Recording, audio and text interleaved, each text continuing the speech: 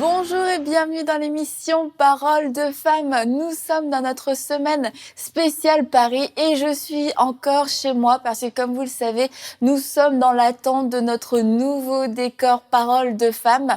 Alors pendant quelques petites semaines, Paroles de femmes va continuer de tourner des émissions, va continuer de proposer des émissions, mais on est juste en transition. Alors je vous accueille chez moi pendant ces quelques semaines et j'ai la grande joie aujourd'hui de recevoir le pasteur Dorothée Radja et je suis très heureuse, pasteur Dorothée, qu'on puisse enfin refaire une émission ensemble. C'est sûr, j'aurais aimé que vous soyez là en vrai avec moi, mais bon, c'est déjà mieux que rien, donc je suis vraiment contente. Est-ce que vous allez bien aujourd'hui? Écoutez, je suis moi aussi ravie d'être avec vous, Annabelle. Merci pour ce temps ensemble et cette invitation ici à partir de Paris.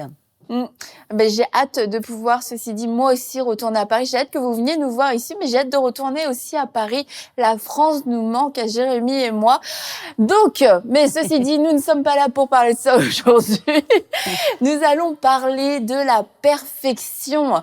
On veut, nous, souvent, les femmes, être parfaites et on peut se mettre quelquefois tellement de pression pour tout réussir, tout faire bien dans tous les domaines, vraiment être au top dans tous les domaines de notre vie. Et beaucoup de femmes, c'est le défi de leur vie et à la fois aussi une très grande source de frustration, de déception. Et je pense, pasteur Dorothée, qu'aujourd'hui, l'émission va aider beaucoup de femmes à pouvoir faire confiance à Dieu et puis découvrir une nouvelle dimension de la perfection, peut-être comme on n'y pense pas souvent. Mais en tout cas, pasteur Dorothée, vous êtes d'accord quand même que souvent les femmes, on essaye de performer, d'être parfaite un petit peu dans tous les domaines? Absolument, Annabelle. C'est vraiment un sujet très important pour les femmes. J'en profite d'ailleurs pour les saluer, toutes ces merveilleuses femmes qui suivent fidèlement Paroles de femmes et EMCI et qui sont richement bénies par toutes les thématiques que vous développez et qui nous font du bien parce qu'elles touchent notre cœur et parce qu'elles viennent dans notre quotidien, dans notre intimité. Et puis Annabelle, quoi d'autre qu'une femme pour connaître une femme? Nous sommes des femmes et nous parlons aux femmes.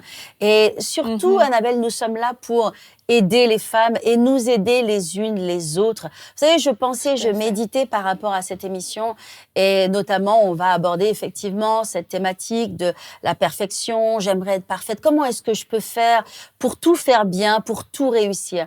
Et c'est vraiment ce désir que l'on a dans notre cœur, nous, en tant que femmes. On a vraiment ce désir, on cherche, on veut tout bien faire, tout réussir dans tous les domaines de notre vie. Je sais pas ce qu'il en est de vous, Annabelle. Est-ce que c'est quelque chose aussi que vous avez expérimenté vous-même parce que vous gérez aussi beaucoup de choses. Moi aussi, je gère beaucoup de choses. Je sais pas si c'est quelque chose qui vous touche, qui vous correspond aussi comme thématique. Vous étiez dans ma vie, c'est ça?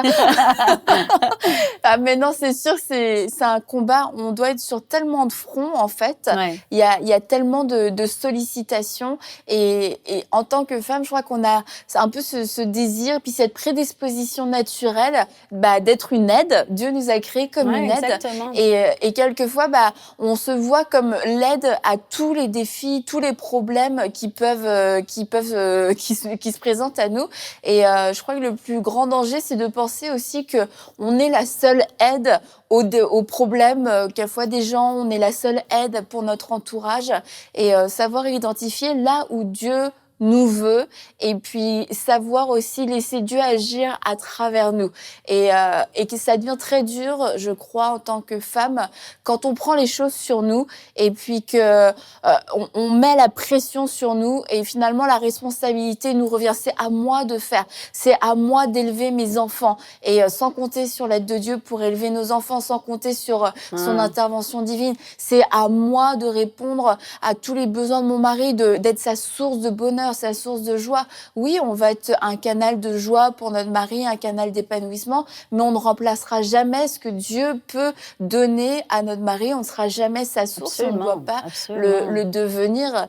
Et puis, il y avait un thème, je pense qu'on en a déjà parlé ensemble dans Paroles de femmes, qui vient accentuer la frustration du désir d'être parfaite. Ça va être la comparaison, parce que finalement, c'est quand on regarde les autres, mais pourquoi est-ce qu'elle arrive à faire ci, elle arrive à faire ça, elle a l'air tellement excellente dans tous les domaines de sa vie, tout ce qu'elle touche, ça réussit. Et c'est là où on peut avoir des frustrations. Puis finalement, on était parfaite dans le sens où on faisait exactement ce que Dieu nous avait demandé de faire au bon moment, dans le temps, dans la façon de faire. Et puis, on a commencé à regarder ailleurs. Et à ce moment-là, on a commencé à s'éloigner de la volonté parfaite de Dieu. Et puis, c'est là où ça devient très, très lourd, finalement. Annabelle, j'ai le sentiment que c'est un sujet qui vous parle à vous, qui me parle à moi et qui parle finalement à beaucoup de femmes. On est en train de toucher quelque chose qui est très important parce que effectivement, on a ce désir d'être un peu tout pour tout le monde et ce désir bien sûr de réussir dans tous les domaines. Aujourd'hui, la société aussi nous donne cette pression. Hein. On a les magazines, on a tout ce qu'il y a autour de nous, puis on a l'impression que dans tous les domaines, il faut être excellé, il faut être le meilleur autant que possible. Voilà, dans une forme physique, une beauté, une jeunesse aussi, une minceur qui est pas simple du tout. Et puis aussi élever nos enfants, avoir une belle famille, une maison qui est propre, qui est rangée. Puis aussi on a l'appel de Dieu sur notre vie. On est appelé à prier, on est appelé à soutenir le ministère, soutenir l'Église. On est aussi appelé à développer des projets personnels. Puis des fois, avec toutes ces choses qui sont autour de nous, on peut se perdre un peu. On peut perdre finalement presque notre joie de vivre ou presque le sens ou le but de pourquoi on est ce que l'on est, ce que l'on fait. Alors moi, si j'ai bonheur à faire cette émission avec vous, c'est que ça me touche parce que j'ai dû moi-même, et je dois régulièrement faire un travail sur moi-même pour me recentrer sur mes buts, recentrer sur mes objectifs et comprendre finalement qu'est-ce que Dieu veut, qu'est-ce que la société veut et que je dois bien faire le distinguo entre les uns et les autres. Je me rappelle, lorsque j'ai grandi, j'avais 12-13 ans, donc ça fait longtemps de cela. Il y avait une publicité, alors je sais pas si vous la connaissez. C'était pour l'huile tournesol c'est le sueur tournesol. Et cette publicité, elle disait « Je veux tout ». Les bons petits plats et en plus être extra. Donc moi, à 12-13 ans, j'étais loin de comprendre qu'est-ce que cette publicité de l'huile racontait. Mais elle racontait finalement une problématique de femme parce que c'était une femme. Elle voulait tout, cette femme. Elle voulait faire des bons petits plats, elle voulait inviter les gens chez elle. Puis en même temps, elle voulait rester mince, elle voulait manger tout et puis rester mince. Enfin, tout ça, de raconter que c'était quelque chose de compliqué. Alors, c'est vrai que ça semble un petit peu superficiel ce que l'on dit et pas très spirituel finalement quand on est pasteur, quand on gère un ministère, mais de quoi parle-t-on ? Pourtant, ça reste très important parce que, en fait, on doit apprendre à faire le distinguo de quelle est la pression du monde et qu'est-ce que Dieu veut pour notre vie. Puis il faut sortir aussi de tous ces dictates parce que on peut jamais être heureux, on peut jamais être épanoui dans cette pression de tout vouloir faire avec excellence. Il faut surtout apprendre à savoir qu'est-ce que Dieu nous demande de faire. Et ça nous renvoie aussi au succès finalement, parce que il y a cette problématique de la femme et du succès. Et qu'est-ce que c'est le véritable succès ? Est-ce que le succès, c'est de tout réussir et de tout bien faire ? Moi, je me rappelle dans ma vie, donc pour rappel un petit peu, pour expliquer, donc moi j'élève mon fils, j'ai la chance d'avoir été épouse, d'être maman, mon mari n'est plus, d'être maman, et d'être à la tête donc d'une maison d'édition qui s'appelle Paroles de foi, j'en profite, et puis aussi, allez-y, et puis aussi,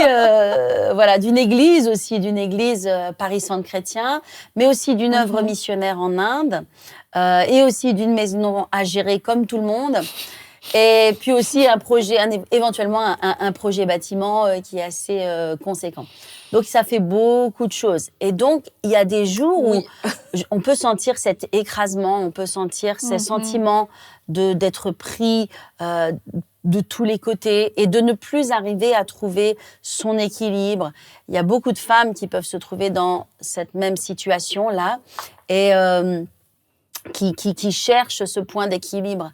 Ce point d'équilibre, bien sûr, Annabelle, on le sait, on ne peut le trouver qu'en Dieu. Alors nous, les femmes, on doit faire attention avec le succès. Parce que le succès, c'est super. La société parle beaucoup de la femme, beaucoup du succès. On vit dans une époque qui est extraordinaire pour les femmes quand même, dans laquelle il y a quand même beaucoup de possibilités, de potentiel. Mais au travers de tout cela, on a besoin de rester spirituel. Et on a besoin de rester vraiment dans la volonté et dans le plan de Dieu parce qu'on peut se perdre et on peut être tiré, Annabelle, non plus par l'Esprit de Dieu, mais par l'esprit du monde et de chercher à tout prix une forme de réussite et dans lequel on n'aura pas d'épanouissement. Vous savez, la Bible dit qu'il y a cette sagesse qui n'est pas la sagesse de Dieu, mais qui est une forme de sagesse. Et que cette sagesse qui est la sagesse du monde, alors on a tous besoin de cette intelligence, on fonctionne tous avec une forme de sagesse, parce que Dieu nous a donné cette sagesse. Mais il y a la sagesse, une sagesse du monde dont la Bible parle. Bien, la Bible dit qu'elle est terrestre, et elle est aussi diabolique, et elle est aussi charnelle. Waouh! Et le monde, en fait, et même l'esprit de succès, l'esprit de réussite qui existe dans le monde, est fondé sur cette sagesse, qui est une sagesse terrestre, diabolique et aussi charnelle.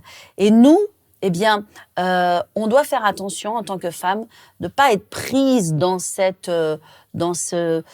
étau ou peut-être dans cette tourmente, dans cette, je ne sais pas comment le définir exactement. Peut-être vous avez le mot juste, Annabelle. Mais en tout cas, d'être prise dans quelque chose qui fait que dans ce cycle, dans ce je ne sais quoi. En tout spirale. Cas, voilà, dans cette spirale dans lequel on peut être absorbé et puis on peut passer surtout des années à être à côté du plan de Dieu, en voulant être parfaite, en voulant exceller, en voulant réussir, même au nom de Dieu, Annabelle, même au nom de Dieu. C'est vraiment quelque chose que j'ai expérimenté moi dans ma vie et sur lequel j'ai appris à faire le distinguo et réfléchir, qu'est-ce qui me conduit et qu'est-ce qui me pousse? Bien sûr que Dieu veut que j'excelle, bien sûr que c'est vraiment important d'avoir une maison rangée, d'avoir des enfants qui sont bien élevés, etc. Mais quand on est poussé, vous savez, l'Esprit de Dieu, la Bible dit que l'Esprit de Dieu nous conduit. Mais parfois, on n'est pas conduit, on est poussé, on est sous pression. Vous en avez parlé tout à l'heure. Vous avez parlé de la frustration. Vous savez, à chaque fois qu'il y a de la frustration, il y a quelque chose qui n'est pas de Dieu parce que dans le Saint-Esprit, il n'y a pas de frustration. Et en fait, moi qui suis, par exemple, un leader spirituel, mais je sais que je m'adresse à beaucoup d'autres femmes qui sont aussi des leaders spirituels ou des leaders tout simplement dans leur monde, à chaque fois que, on est poussé par une frustration, il n'y a plus l'Esprit de Dieu et on est en train de passer à côté du but. Voyez-vous, il y a beaucoup de choses qui semblent être la même chose, mais qui ne sont pas les mêmes choses. C'est parallèle, mais ce n'est pas pareil. Comme on dit, ça brille, ce n'est pas parce que ça brille que c'est de l'or. Eh bien, de la même façon, ce n'est pas parce que ça semble être Dieu que ça a tout le vocabulaire chrétien. On appelle ça le patois de Canaan. Vous connaissez ça, Annabelle, le patois de Canaan. Ce n'est pas parce qu'il y a le Amen, le Alléluia, etc., qu'il y a l'Esprit de Dieu. Et donc, en tant que femme, nous sommes appelés à réussir. Nous sommes appelés à faire de grandes choses.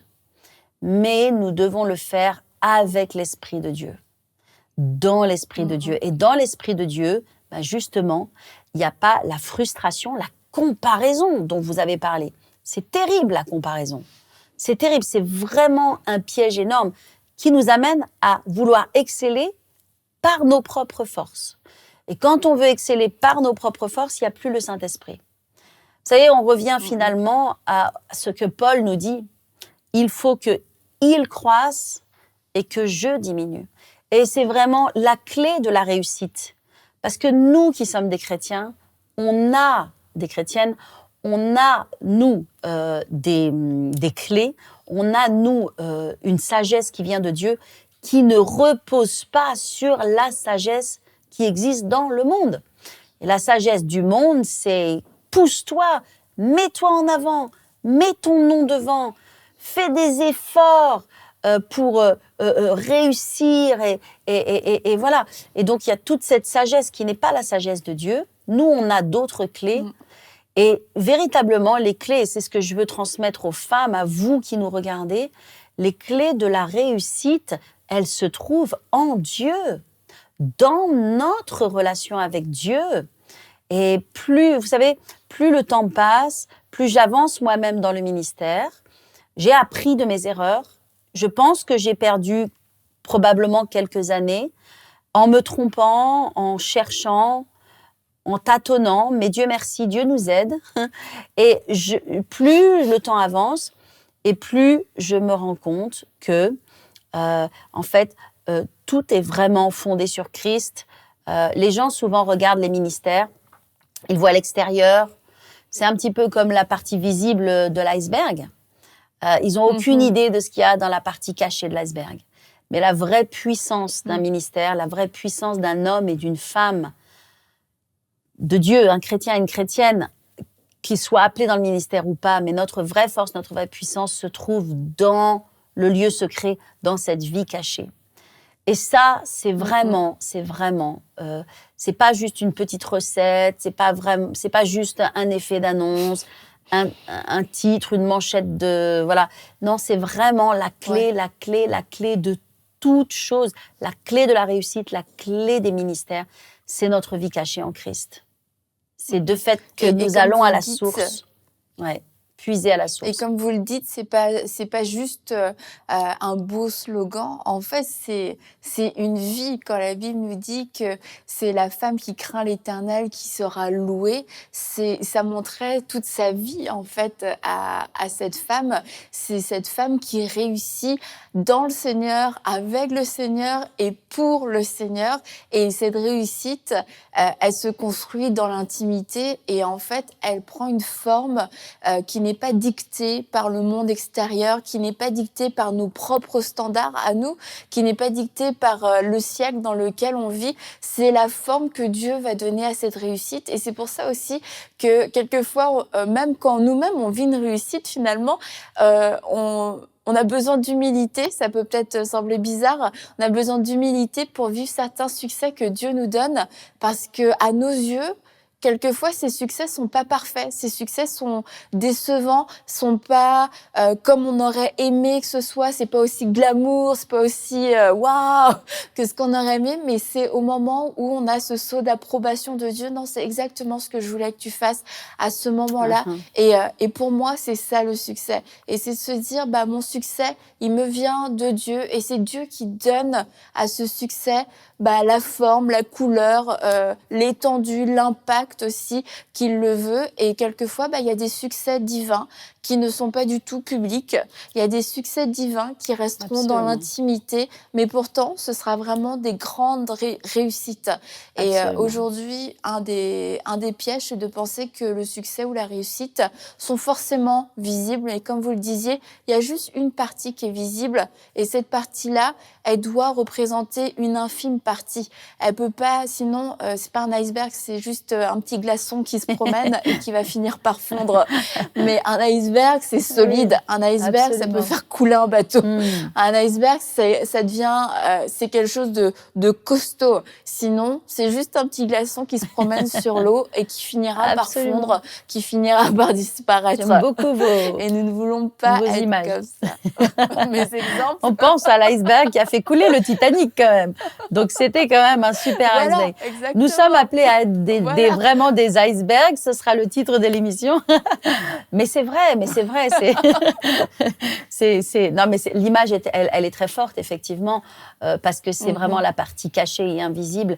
Et ce que je veux dire aux femmes, c'est que parfois, notre désir de succès peut être charnel. Et il faut que notre désir de succès, il soit spirituel.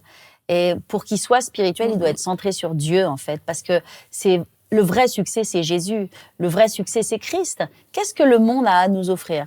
Qu'est-ce que l'on peut recevoir du monde? Quelle reconnaissance le monde, quel applaudissement le monde peut nous donner qui peut bouleverser, transformer notre vie. Vraiment, la réalité, c'est qu'il n'y a rien dans le monde. C'est nous qui avons besoin d'apporter des choses dans le monde et le monde n'a rien à nous apporter. Nous avons Christ. Nous avons Jésus, nous avons la vie éternelle. Vous savez, je méditais sur Jean 10, Jésus dit, voilà, il y a des brebis, elles ne m'écoutent pas parce qu'elles ne sont pas mes brebis, mais vous êtes mes brebis. Mes brebis, elles entendent ma voix et elles me suivent et personne ne les arrachera de ma main parce que je vais leur donner la vie éternelle. Waouh, les paroles de Jésus sont extraordinaires. Nous sommes les brebis du Seigneur et nous appartenons à Dieu. Et finalement, le vrai succès nous vient de cette reconnaissance finalement qui vient de Dieu. Et ça ne vient pas de la chair, ça ne vient pas de l'homme, cela ne vient pas des critères humains, mais cela nous vient du Seigneur.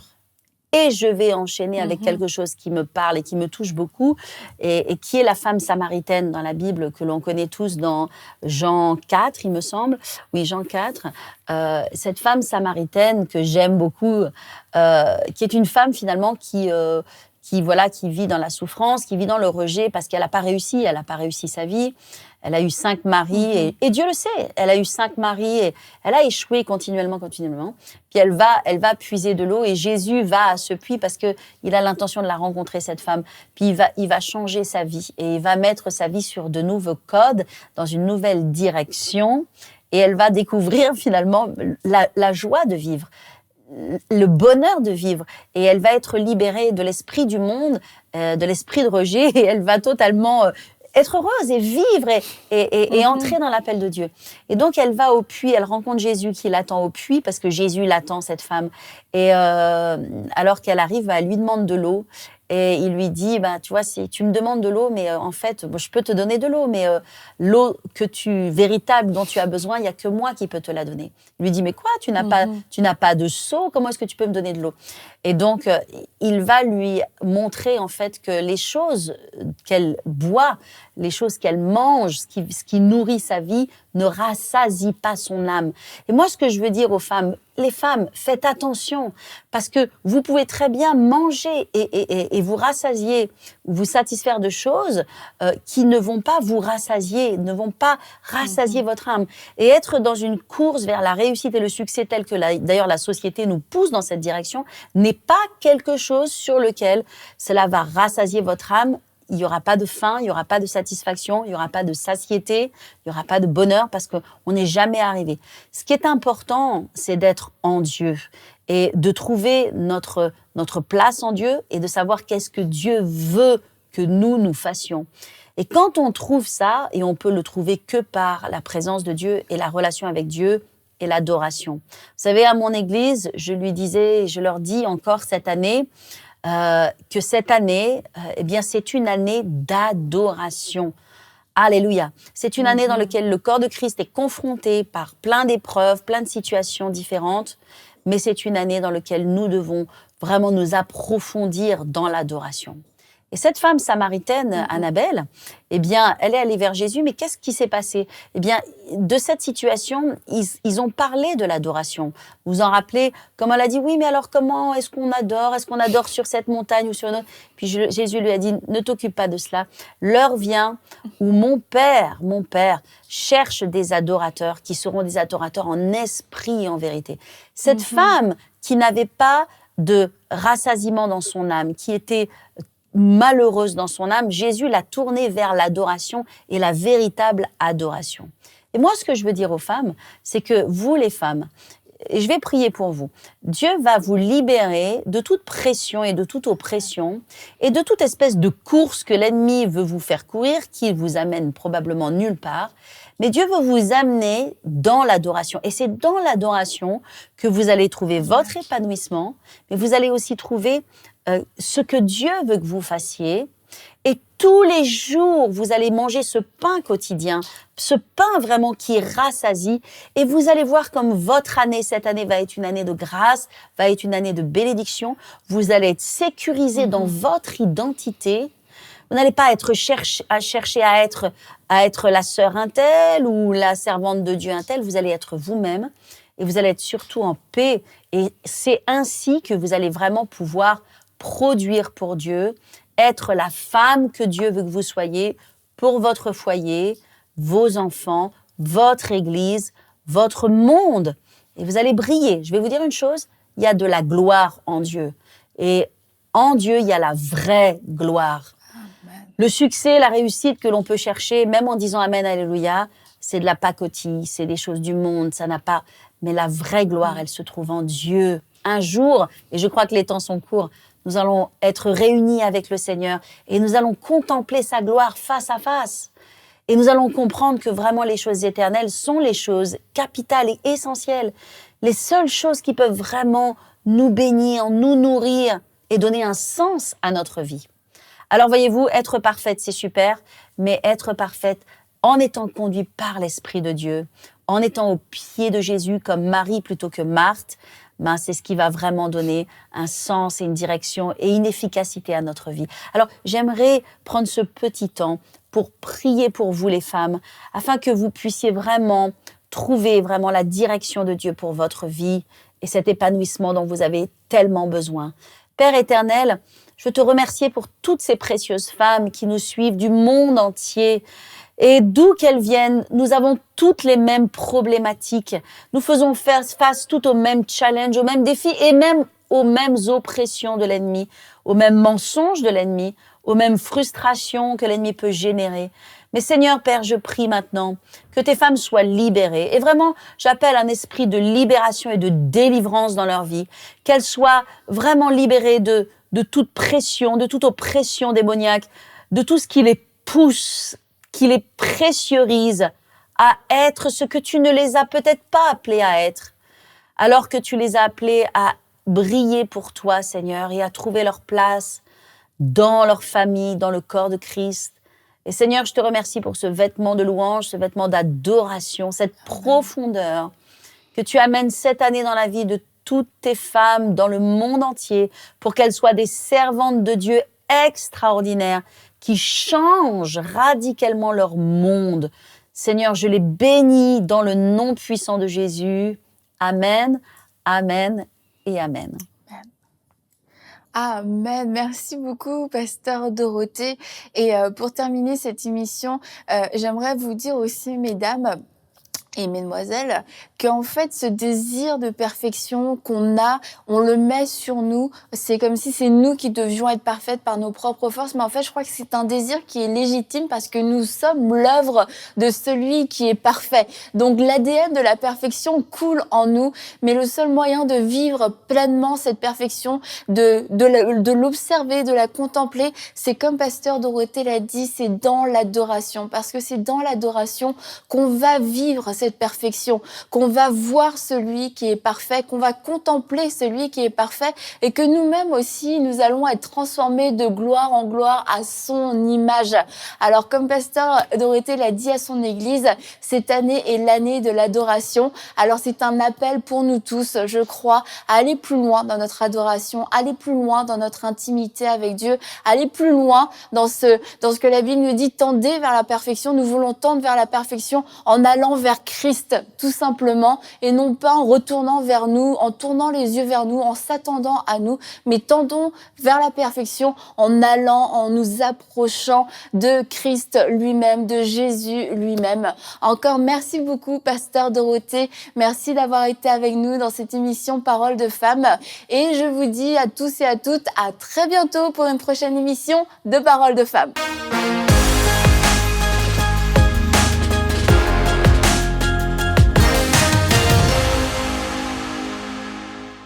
Hey, c'est Annabelle. Merci d'avoir regardé cette émission. Pensez à vous abonner et à activer la cloche pour recevoir tous nos prochains contenus exclusifs.